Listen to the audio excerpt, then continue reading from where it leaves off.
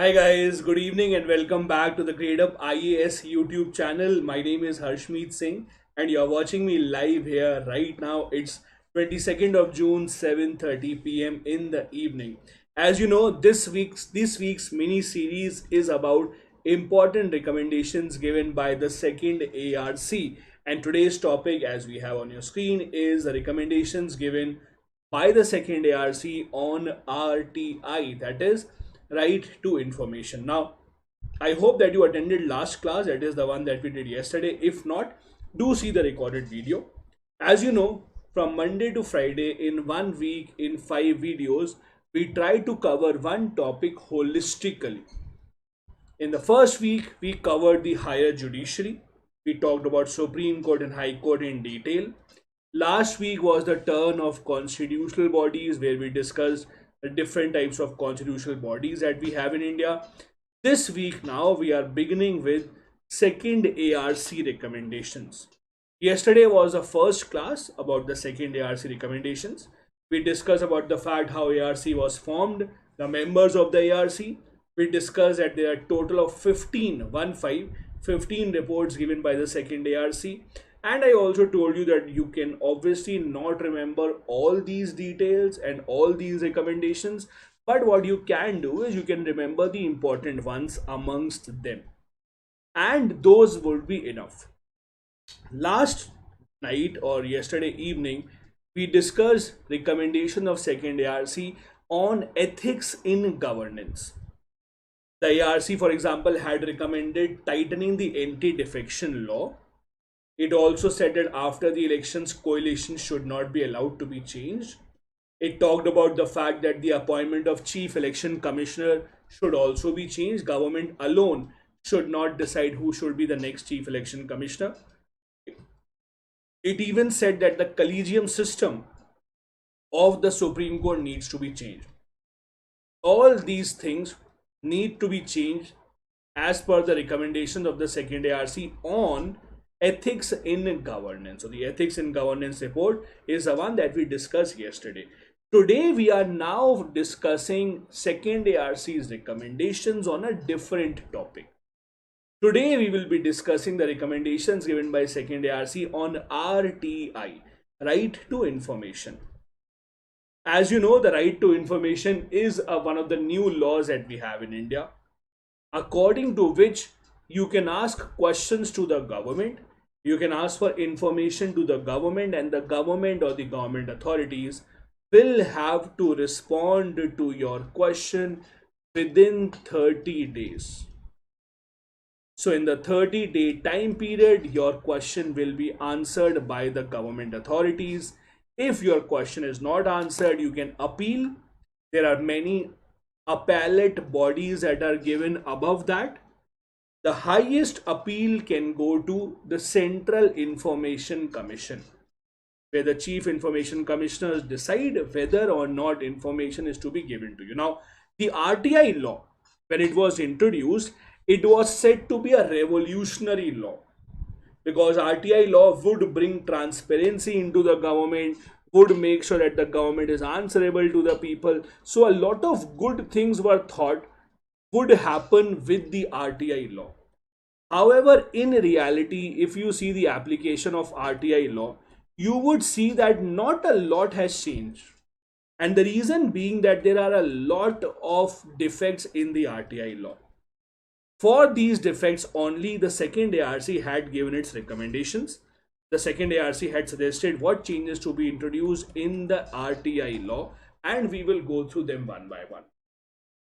The first major recommendation is that Official Secrets Act of 1923 should go away. Now, let me tell you what usually happens.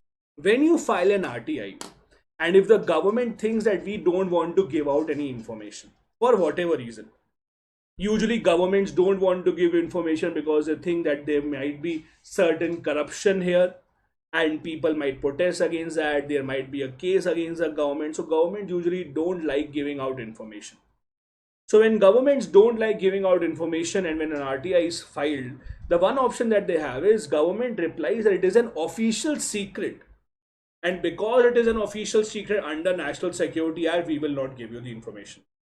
Guys, those who have just joined in, good evening to all of you. Hi Subhashi, hi Pavi. Do like this video, do share this with your friends and other people who are preparing. So, the one thing that the government uses as an excuse to not give out information is the National Security Act. Government just keeps on saying कि भाई this is the National Security Act or this is a state secret, we cannot give out information. Whether or not it's a secret or not, but government makes it out that it's such an important law or it's such an important point that we cannot give out information. This should be changed. That is the first recommendation of second ARC on the RTI law. Second recommendation is that the record keeping of the government has to improve. See, when you file an RTI, the government officials have to give you the information that you have asked for. Now there are two options. First option, the government department does not want to give you information. They think that if they give information, there would be something wrong that would come out and there will be a case filed against them. On the other hand, even if they want to give information, even if they think that we should give information, then the problem is government departments, information is stored in such a bad manner that you cannot find it. Have you gone to any government offices? Go to transport department, go to RTO, go to these places. You will see the files are kept in such a manner that you will never be able to get the record that you wanted. It is not easy to find out the record, to give out information. It's not saved online. You cannot do Control F and then search what is a record. No. For government to actually share the information, share all the records, government has to make them easily stored. So government has to properly store all the records, which has not been done. So the idea is the big government schemes for which the government spends thousands crores of rupees every single year, those big government schemes, all the budget, out of the entire budget of the government scheme, 1% money should be taken out, and that 1% money should be spent in order to make sure that the record keeping is done properly. Again, let me repeat what I'm trying to tell you. One of the problems with the government is that the government records are kept in such a way that they are not able to retrieve information quickly. So second ARC suggested that the big government schemes that we have, of these big government schemes, what we should do is government should take out 1% money of all these government schemes, and that 1% money should be used to properly maintain the records of these government officials so that this record can be easily seen. This is a suggestion that 1% money from all the schemes should come out just for proper maintenance of the record. Apart from this, as you know, the Central Information Commission is a statutory body. It has one Central Information Commissioner, Chief Information Commissioner, and other information commissioners also. Now, the information commissioners that we have, again, the information commissioners that we have, these information commissioners actually are appointed by the government, and usually they are IAS officers, etc. Now, the problem is when the government appoints information commissioners who are usually IAS officers only, the problem is that they will then support the government. These IAS officers who are appointed, they will support the government. Manish, I'll just answer that one. Just give me 2 minutes. So these officers want to support the government. So the suggestion is the people who are appointed as information commissioners should not be from the civil services background. Because if they are from the civil services background, then the problem will be that they will try to favor the government. Okay, Manish has a question. If government does not want to share the info, why RTI law is launched? See, Manish, the reason behind launching these kind of laws are, for example, government does not want to, let's say, be held up in corruption, then why did the government form the Lokpal?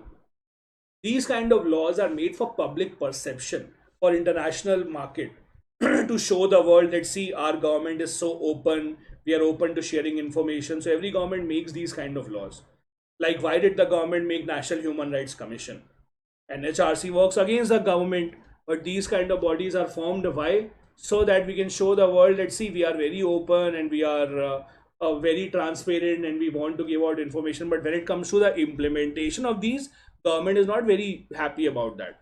They have made these bodies for formality, but they don't want to give out information.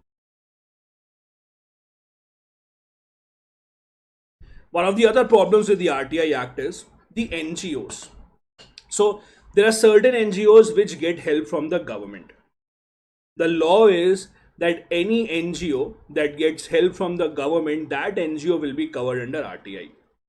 But there are no clear rules about which exact NGO, which non-government organization would come under the RTI and which ones would not come under the RTI. So there is still a lot of confusion with that. In fact, the other problem is whenever an RTI is filed, the person who files an RTI has also been harassed. The people who file an RTI are picked up by the government. Government harasses them, or government authorities don't treat them properly. This also is a major problem. So if you file an RTI, you kind of become the enemy of the government. The government does not like you because you are trying to give out information, which is actually unfair or which would hold the government accountable. So that is why this harassment etc. happens, because government wants to discourage people from filing RTI. That also has to be changed. Not just this, there has to be RTI coverage in the entire judiciary and legislature also. For example, right now there is no RTI on legislature. Means you cannot ask a question to parliament, ki, what did you do, how did you spend your time, etc. There is no complete RTI for judiciary. To judiciary also you cannot ask a lot of questions under RTI. That remains problematic.